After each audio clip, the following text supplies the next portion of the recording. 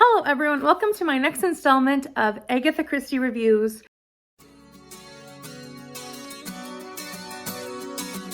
So this time around we're going to do something differently.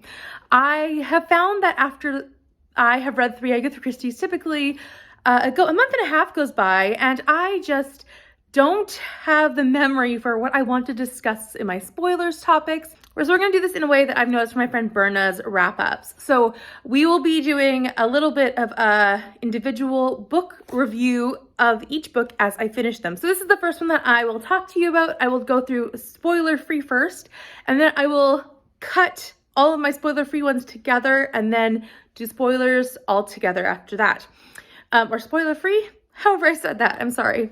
So we're gonna do the 7 Dial Mystery, and then I will be doing all my spoilers, which I wanted to talk about while they're fresh in my mind. I don't forget them when I'm wanting to talk about them all in a month and a half. So this one, this book is about Bundle, specifically Bundle. Her name is not Bundle legally, but she goes by Bundle. And she is a very fun-loving character. We meet her in The Secret of Chimneys, and this is the second superintendent battle mystery. So in this one, Bundle and her father have let the house, and they have several people that are staying there as another family or another couple is renting the home and have people staying there. But during that time, one of the guests dies, and the big mystery is that a bunch of alarms go off and one of the alarms is thrown out the window. So it looks natural, but it might not be. And then another incident happens where Bundle, as she's driving quite dangerously, as she always does, which is quite a hoot to me, she comes across a man and she almost hits him, but she doesn't. And then it turns out that it's not quite as it seems.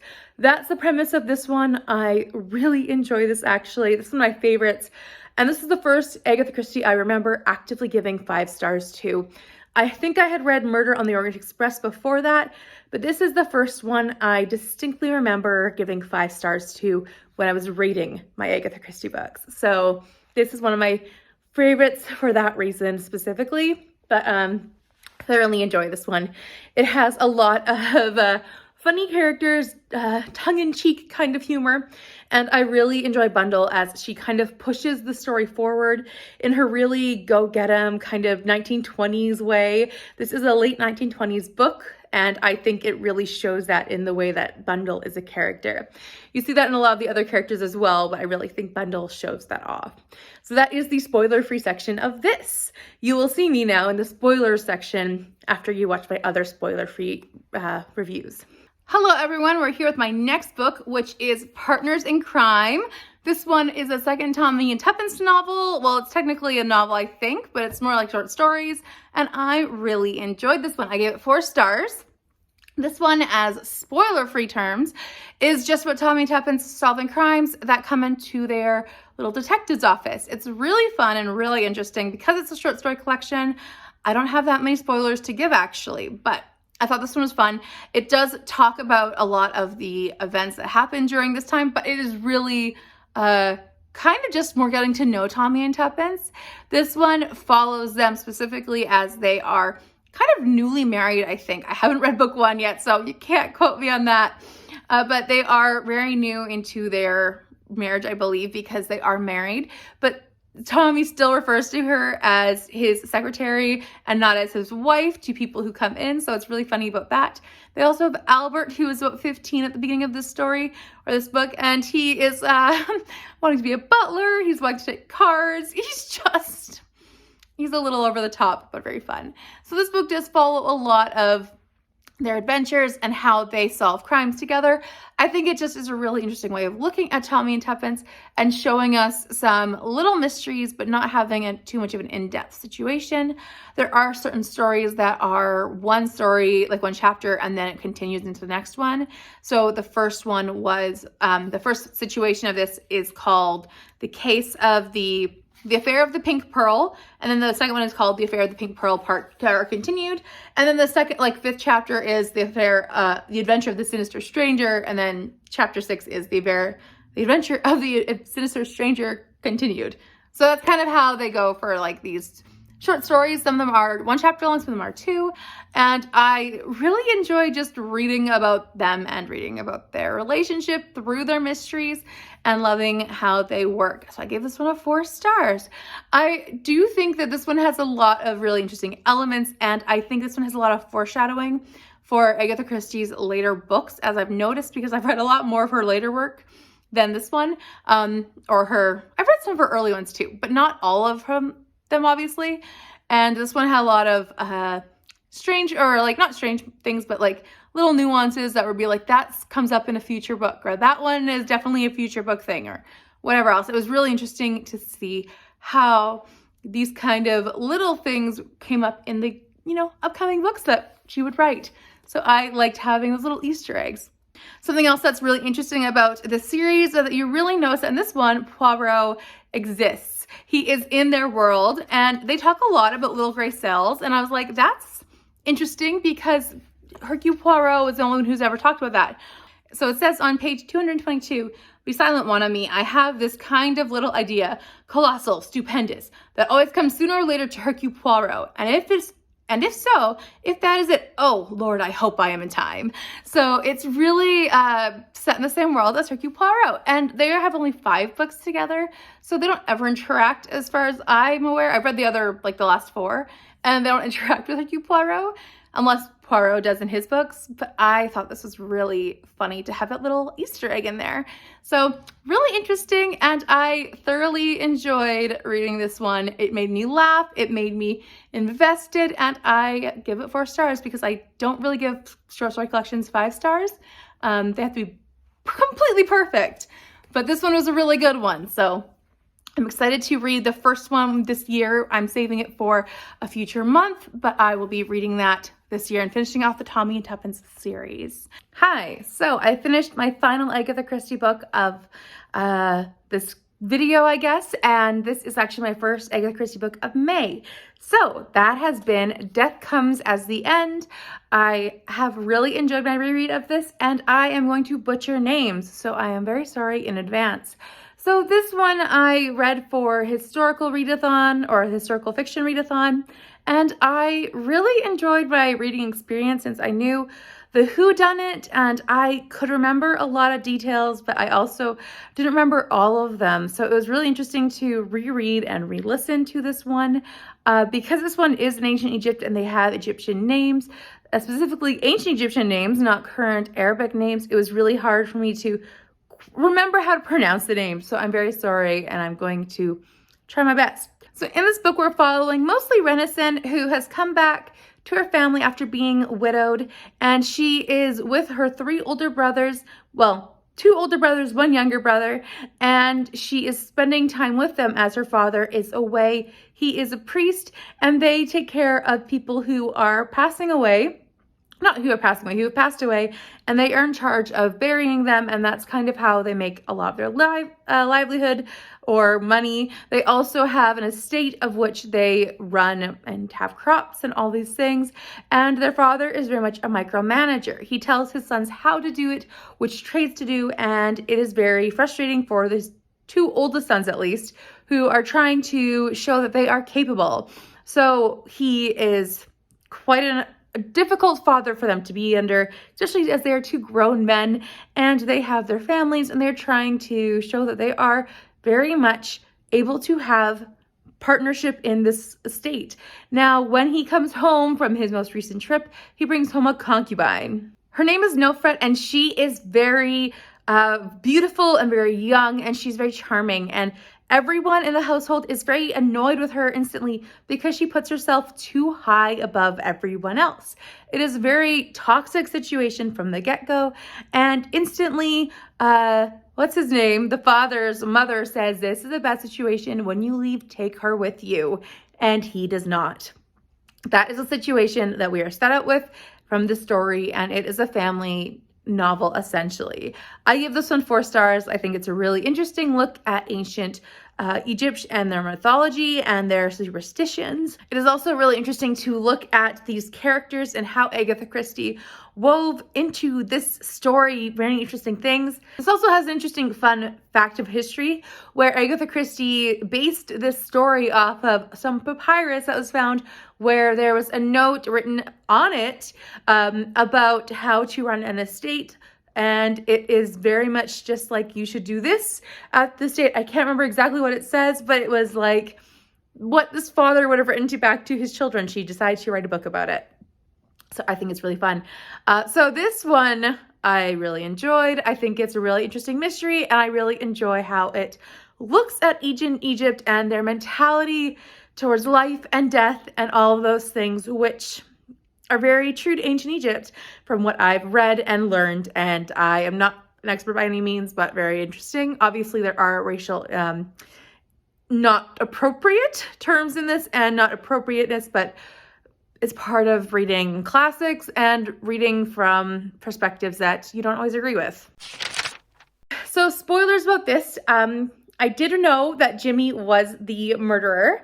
The first time around, I had no clue. So I was completely going in blind the first time around, which I really loved. This time, I was actually smiling while I was reading this, and I had so much fun. I think this book really plays with your perceptions. You are meant to be thinking that Jimmy is on the same side as Bundle. Well, after you read it the second time, or during the second time at least, if you know who it is, you are totally like knowing that he's using Bundle to find out how much the information the police know, how much information everyone else knows. That little conversation that he has with Lorraine is all twisted on it, put it on his head, as you can tell that they're talking about how are they going to get away with it. It's so brilliant. And I love how it's like all of these things are just twisted. I love Bundle's driving and how she's just reckless and so fast. And I just love that. I love Bill as a character, as he's just totally just all over the place, it looks like, but he's really so smart and so intelligent, and he's always part of that Seven Dial Club. And how you think the Seven Dial Club is like this evil mastermind, but it's really the good guys all along. Love it. And I remember loving it the first time around when Discovered Superintendent Battle was number 7. And then I loved it again when he was revealing himself and she just had no idea. I just thought that was so cool. And all these people who were in her life, all of these young men, were part of the Seven Dial Club, and she is now part of it. So cool. Definitely love so many things about this book, but I really love the scene when they are trying to catch the person who's going to steal the letters, and Bundle and Jimmy and Bill are trying to find a way to take shifts. Meanwhile, Bill knows that they're trying to go after Jimmy. Bundle is tied with Jimmy trying to find the Seven Dials Club, and Jimmy is trying to find the Seven Dials people because he's against them and trying to kill them off. And it is just such a tied thing because Bill is also wondering if Bundle is in on the plan with Jimmy. And it's just like, if you think about it, it's so convoluted and yet perfect. So brilliant. Love it. And I loved reading it the second time around, knowing all this. But I had forgot Bill was actually part of the Seven Dial Club. So I was like, oh my goodness, I couldn't remember that. But when she was in that little closet trying to figure out who everyone was, oh, I thought it was so fun. Really love all of the characters in this. The characters really make it fun for me. This is not a 5-star serious, oh, the mystery's so brilliant, and oh, Hercule Poirot saves the day with his amazing little gray cells.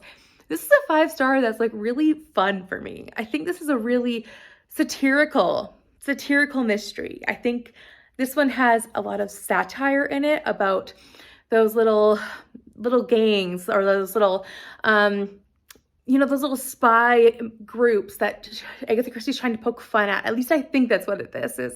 And it really feels like, to me, it's talking about a topic. It's talking about those groups. It's talking about those underground clubs at the same time as it's making fun of them in that satirical way. And if there's one thing I love, it's a good satire. So I think that's why this book really speaks to me, is because of the satire nature of it. And I really found that as I was reading along this time. It has such a satire element. But another thing I really love about this is it has Bundle being the main character. If you really read it as you just straight read it, Bundle is the main character, and I don't think any of the other previous books we've read, aside from The Man in the Brown Suit, have had a female, like, straight main character up until this point in her canon. You have, like, men and women duos. You have men being the main character, but typically you have the detective. But Bundle is just like, she's a 20s girl. She's just like roaring at it. She's having so much fun. But then she's drawn into this mystery and she's trying to save the day. And her gumption and her determination, and she's just flying through the roof with all of her ideas. And you can tell that she just is a little naive sometimes, but she is really going for it. I really love Bundle in this. So I am so happy that she like really pushed the plot forward. But at the same time, the plot didn't just like leave itself to drive out, because like the plot was something, but Bundle really was our point of view maybe, or like the ones who we saw things through. But everything else that we saw, specifically that conversation between Lorraine and Jimmy, you could perceive that to be as a, oh, Jimmy's a good guy. But if you really know that he's the bad guy, then if you hadn't figured out by that point, Lorraine's also in on the plan, you'll know by that point that Lorraine's in on the plan, and Lorraine's also not a good guy because of the conversation that they're having. It can be portrayed as both sides, but you think it's a good thing because you think Jimmy's a good guy for so long until you don't. And I think it's just so brilliant of Agatha Christie. I love this one, and I'm so happy that I reread it, and I'm so happy that it stayed so good for me. I was worried it wasn't. So definite 5 stars. So happy. All right, we're gonna move on to the next book now. So in the spoilers section of this, I don't want to spoil too much because I feel like I might spoil future books, but I do want to have a couple notes. In this one, there were certain cases with twins, certain cases with lookalikes, certain cases with different things, and I was like, these things definitely come up in future books that I've noticed. And one thing that I thought was really funny, and well, not funny, but really interesting, it says on page here, on page 163 in this edition, it says, here is Una's photograph. You will want this. And I was like, Una, I have never heard that name aside from the only book, which is my favorite Agatha Christie book, And Then There Are None. Because in, so this isn't a spoiler for And Then There Are None, but in that one of the people who are essentially luring, or the names of people who are luring people to the island, is Una Owen. And I was like, that is so random. I've never heard of an Una before in any of the books I've ever read. And just to have an Una in this book made me think that maybe she had the name here and then thought of it for, I don't know. And Then There Were None. I thought that was an interesting coincidence maybe, but maybe not. I really liked how this one solved a lot of the mysteries together, and how at the end of this, Tuppence announces that she's pregnant. And I think that this one's so brilliant in how it just handles all these details. It really moves their relationship along and moves these information pits along, but it also doesn't hinder anything in terms of our knowledge of them. And it does also add to the next step, even though I've read them all out of order. I think this one's a really brilliant one. So yeah, if you're wanting a short story collection from Agatha Christie, I'd recommend this one. It's a really great one. Even if you haven't read the first Tell Me and Tuppence, you will get into this one and get invested, I'm sure. It's really fun, really engaging, and she shows her skills. Christie shows her mystery skills in this one, I think, quite well. I think it's a good one. So I don't have much spoilers because it is a short story collection, but I thought the Una was interesting, lookalike twins, different things like that. I definitely think this one has a lot of foreshadowing for future books and future potentials. And I think it's an interesting idea to maybe one day reread this after I've read all of her books and see what is similar again. So now spoiler time for this one. We are going to, first of all, mention the fact that this book has 7 murders. Did you know that? I was like shocked as I was counting through this book, and I was like, wait a second, that's body number 4. And I was like, wait a second, that's body number 5.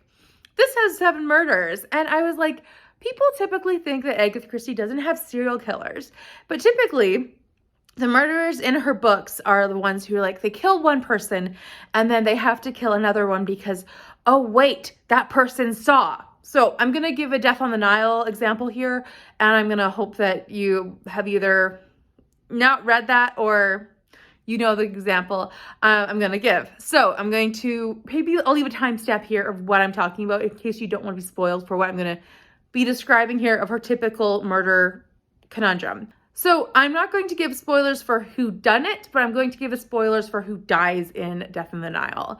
All right, so here's the timestamp. So in Death in the Nile, the murderer kills Lynette Ridgway, but after that, he has to kill the maid because the maid gives an example to them that they know who is the murderer. So after that, the maid dies because the maid knows who done it. And then after that, the person who saw the maid get killed has to die as well. So it's not someone in the case where I'm just killing people to kill. It's because the murderer has to kill the people who knows the secret. This is how typically Agatha Christie kills people in her books. It's not just a killing spree. It's to kill because they have information and you want to shut them up. This is different because in this one, Agatha Christie kills so many people of the family because they are just pawns in the game. Sorry for all the jump cuts here. I'm trying to check their names. So in this one, you have Yasmosa, who is trying to basically get control of the family estate. In the first section, he takes care of Nofret, who is the father's concubine. So he is, first of all, just mad at her. And he's mad at his wife, Satepi, who is trying to say, you are not a man, you don't ever own up to things, you never take control. And so he's very frustrated with his wife, and so he kills Nofret. Now, once he does that, he gets a taste for what it's like to kill people. Once he does that, he then needs to realize that Satepi knows that he did it. And that's the typical situation of Agatha Christie where you are killing someone who knows information. So he kills Satepi. And it's really interesting in this book because you see the murder happen, and you actually see it in front of you, but it doesn't look like it. It looks like superstition, which I think is really cool.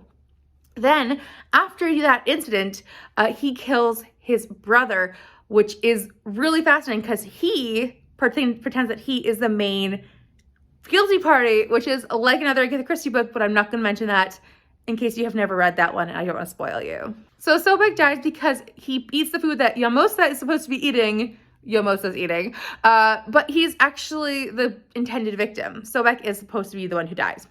So he dies. Yamosa is supposed to be weak and frail, and he's not. But Sobek never needed to die. So this is where this book takes a detour from Agatha Christie's normal killing spree. I think it's really interesting that that happens. So Sobek dies, and then he is instantly down to 2 sons left who are going to inherit the property. But you still have the daughter. Renaissance could still inherit one day if she gets married, and her husband could still take over the property. So it's not unlikely that she might be a target later too. But he still has another brother to take over and still to get rid of. This book does a really good job of making you suspect Ippy, who is the youngest brother, if you didn't know that he would be the one who's guilty, because he is just so flamboyant, he's just so brave, he's so arrogant. And you think that Yamosa is the one who's guilty because he was supposed to be the first victim of the poisoning, not his brother. So it's really interesting that Ippy is supposed to be the one who is the red herring, and he looks like it for a while, but if you know that he's not, you know that he's going to be coming up soon, which then he ended up drowned later on. So he's body number 5, I believe. Let's see. So there's the concubine, the wife, the brother, and then the other brother, 4. So he's body number 4. Next, you have then, he's not number 4, he's number 5, because you have the slave boy who told Imhotep that Nofret came in and poisoned the food that the sons were eating, because he tells about this woman who wore this clothes and this wig and this jewelry, and then this boy dies the next morning. So it's very curious. So that's body number 4, the boy, and then number 5 is Ippy, who's drowned in the water. Next, you also have the grandmother who is poisoned. And this grandmother, named Isa, was wonderful to all of them. She was very much like a Miss Marple kind of character. She was putting the clues all together. She accused Hennet in front of everyone, Hennet being the slave or the servant who is kind of like family, essentially, but no one likes her.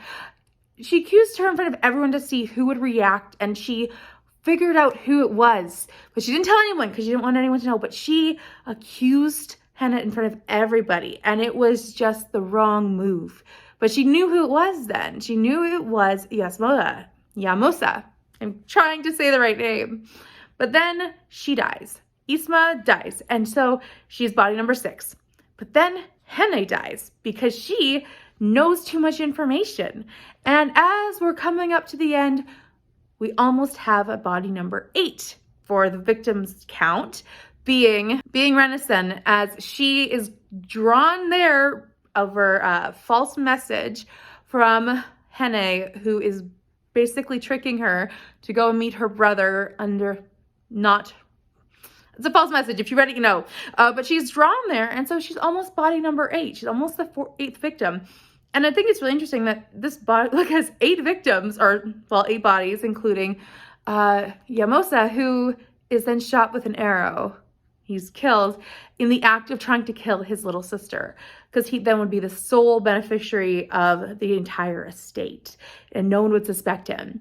So it's just really fascinating to me that this book uses the Egyptians' fear of death and fear of spiritual beings and fear of the unknown, fear of the afterlife, and all of these different elements to really show a different side of a mystery, because that's really what's propelling this. The whole time they're terrified of Nofret until at a certain point, Isa does that's not the only option. Someone could be actually murdering our family members. It doesn't have to be a ghost.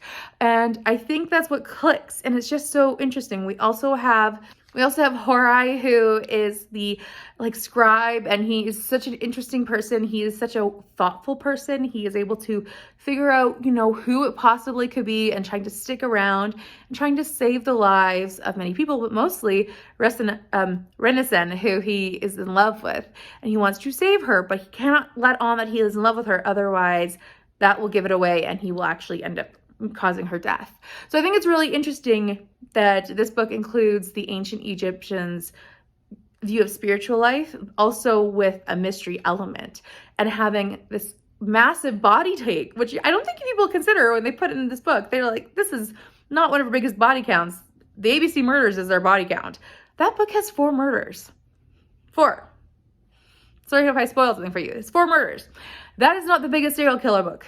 This one is, because most people think of a serial killer as someone who kills 3 people or more, because in different situations. And yes, that's true. But in Agatha Christie's books, they kill because they are terrified that someone knows too much. In this one, all of the children are tried to be killed because they want, the oldest brother, Yamosa, does not want to share the estate. He also kills his wife because she might know something, and also because he doesn't really want her around. He kills just because he can, essentially, at that point. And it's just, it's interesting that he chooses to kill the brothers as well as trying to kill his sister, because he doesn't need to do that. So this one was really interesting as a reread to notice that those are little traits about that. And I found this one fascinating for that kind of family reasons. And knowing that the ancient Egyptians really believed a lot in the spiritual world, I felt like this was really keen on that, and I really liked that aspect of this on my reread. So that is what I really took away from this one. And like I said, the serial killer element, which a lot of people don't know about this. So I would say that this was a really big success of these 3. I gave this one 4 stars, I gave this one 4 stars, and I gave this one 5 stars. 2 of these were rereads, and I loved it. I knew the ending for both of these, but I loved finding out all the clues along the way, and I loved this short story collection of Tommy and Tuppence. So I'd recommend reading all of these if you haven't, and I'd recommend rereading them if you have already. They're lots of fun. So I highly recommend. If you have made it to the end of here, thank you so much. And please like this video if you enjoyed it. Please also subscribe if you are new here. And I would love to have a comment from you down below if you've read any of these, and if you have any excitement and thoughts with them, if you want to reread any of them, I'd love to chat down below in the comments. Thank you so much for watching. Bye for now.